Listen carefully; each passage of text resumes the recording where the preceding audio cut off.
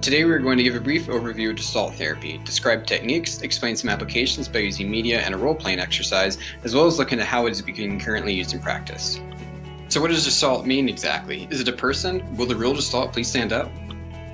No, Gestalt is not a real person, it's a concept. Gestalt literally means form or shape in German. Within the psychosocial framework, it is understood as an organized whole that is perceived as more than the sum of its parts. This means that when looking at a person, we view them holistically instead of compartmentally.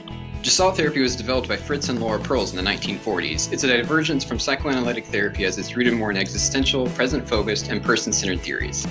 Gestalt therapy is existential because it is grounded in the here and now and primacy is given to current internal dialogue. It is experiential in that it is used for members to come to terms with what and how they are thinking, feeling, and doing as they interact with others. This often plays out in the various techniques and exercises used in Gestalt therapy.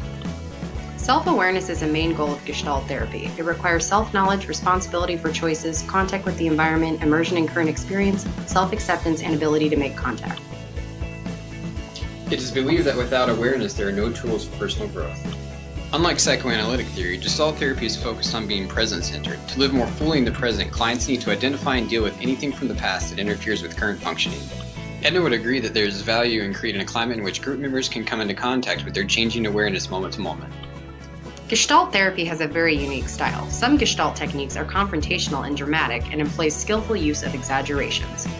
The paradoxical theory of change states that change tends to occur when we become aware of what we are as opposed to trying to become what we are not. What we currently are is the starting point to the path we might take.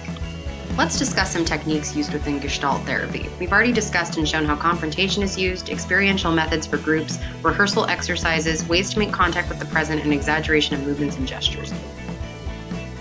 Empty chair draws either experiences, emotions, or other suppressed personal characteristics into a figurative empty chair so that you may confront them in the present. This allows for role-playing, rehearsal, fantasy scenarios, and resolving unfinished business. This technique makes it possible to release tension and energy blocks in a safe space that has no real-world consequences. Making the rounds involves group members going around to other group members and communicating things that they would not usually verbalize.